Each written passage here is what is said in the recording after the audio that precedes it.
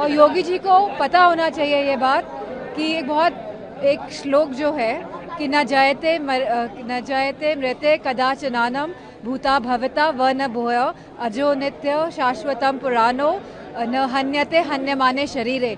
तो मैं समझती हूँ अगर इस बात का उनको ज्ञान होगा तो उनको इस तरह की बातें नहीं करनी।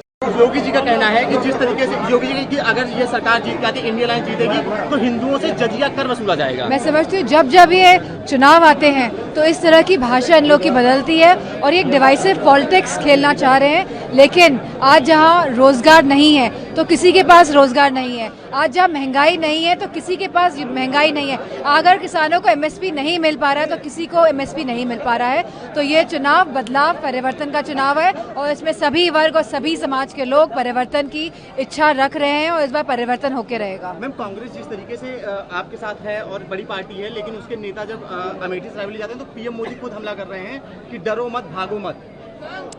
मैं समझती हूँ ये लोग जो परिवार पे हमला कर रहे हैं तो ये डर के कहीं ना कहीं ये डर है, कहीं ना कहीं कोई बात है जिसकी वजह से लगातार ये लोग परिवारवाद पे हमला कर रहे हैं। क्योंकि लोकतंत्र में अगर आप देखेंगे तो जनता डिसाइड करेगी और ये एक पार्टी का निश्चय है कि कौन कहाँ से चुनाव लड़ता है और कौन कहाँ से नॉमिनेशन फाइल करता है, तो उस पर उंगली हम नहीं उठा सकते हैं। सिमिलरली अगर आप देखेंगे कि जिस तरह लोकतंत्र के साथ ये मौजूदा सरकार खेल रही है और कहीं ना कहीं लोकतंत्र को नुकसान पहुंचाने की कोशिश कर रही है और जहां हमने देखा है पिछले कई सालों से कि लोगों को शांतिपूर्ण ढंग से आंदोलन तक नहीं करने दे रही है सरकार, तो बताइए हमारे लोकतंत्र हमारे संविधान में लिखी गई है कि आप शांतिपूर्ण तरीके से आप आंदोलन कर सकते हैं। तो मैं समझती हूँ ये सरकार लोकतंत्र को पूरी तरह से ध्वस्त करना चाहती है देश में। बीजेपी लगातार सपा परिवारवाद का आरोप लगाती है कि सपा परिवारवाद करती है। मैं समझती हूँ कहीं ना कहीं डर की वजह से जो आप डर का आपने शब्द का प्रयोग किया है तो उन्हें मुझे लगता है कि खतरे की घंटी लगती है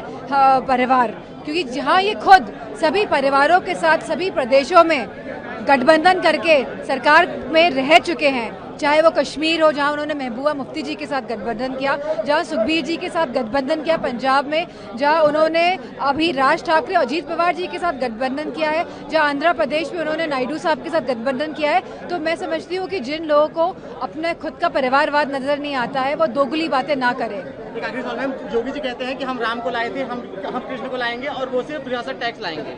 मैं समझती हूँ कि राम का जो नाम है वो हमेशा था, है और हमेशा रहेगा। किसी के कहने से ना कोई आया है ना कोई जाएगा। कितने मार्जिन से जीत रही मैम आप यहाँ मैनपुरी में? सॉरी, मैनपुरी में कितने मार्जिन से जीत रही हैं आप? कितना लोग ये जो ज्ञान मिला है देखिए क्या लगता है कितने मार्जिन से आप जीत? और योगी जी को पता होना चाहिए ये बात कि एक श्लोक जो है कि न जयते मृते कदाचनानम भूता भवता व न भूयो अजो नित्य शाश्वतम पुराणो न हन्यते हन्यमाने शरीरे। तो मैं समझती हूँ अगर इस बात का उनको ज्ञान होगा तो उनको इस तरह की बातें नहीं करनी चाहिए। ठीक है मैम।